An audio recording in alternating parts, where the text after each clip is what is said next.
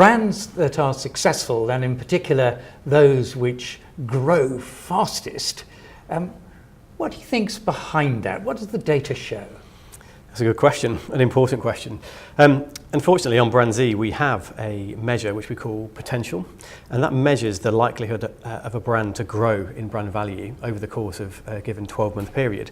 And what we did with that data was look at this analysis, which basically looked at shifts in brand value over the course of the last 12 months, so 2015 to 2016, for those brands with high potential versus medium potential versus low potential within the top 100.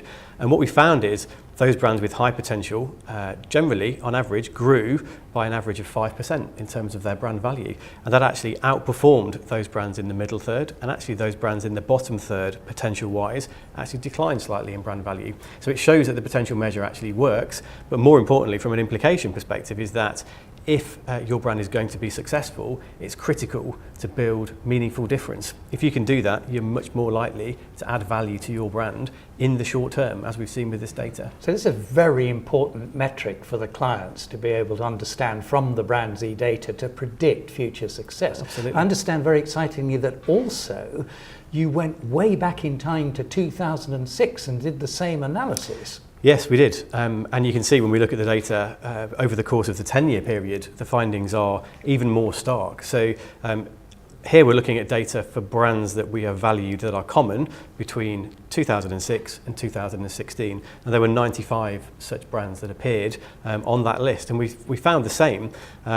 So basically those brands with high potential that were in the top third when ranked on potential within the top 100 were much more likely to increase their brand value at a higher rate than those that were ranked in the bottom third of our potential measure. And in fact, the difference is almost a factor of 7-fold. So it's a big, big difference. So again, it underlines the importance of building meaningfully different brands.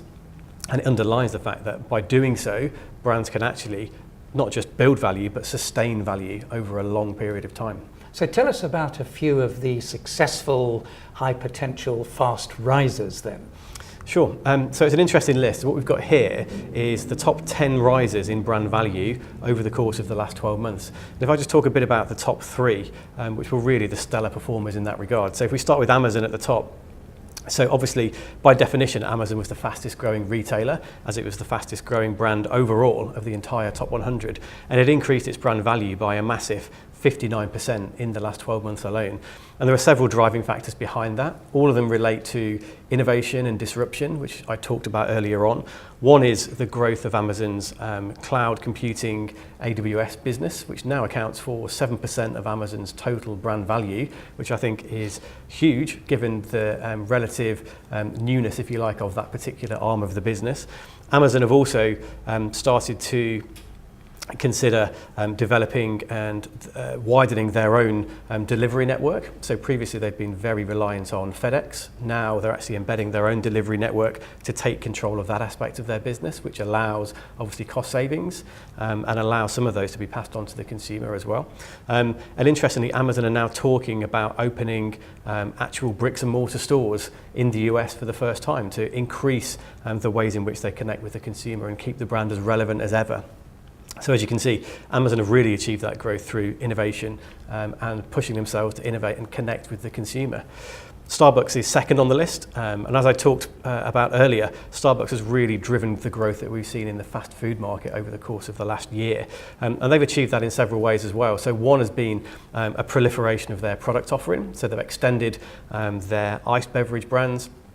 They've introduced a deli box offer. They've introduced beer and wine in some of their markets as well, again, to continue those connection points with the consumer. And they've also had aggressive plans to grow their offer in China. So open more and more stores, connecting with younger Chinese consumers with a view to seeding the tradition, if you like, in the rest of the world of having that morning coffee. And it's certainly starting to gather even more traction in China as a result of that. And the third one on the list is Facebook, a brand familiar to us all. And you must be on Facebook, Peter, I'm guessing? Yes, of course.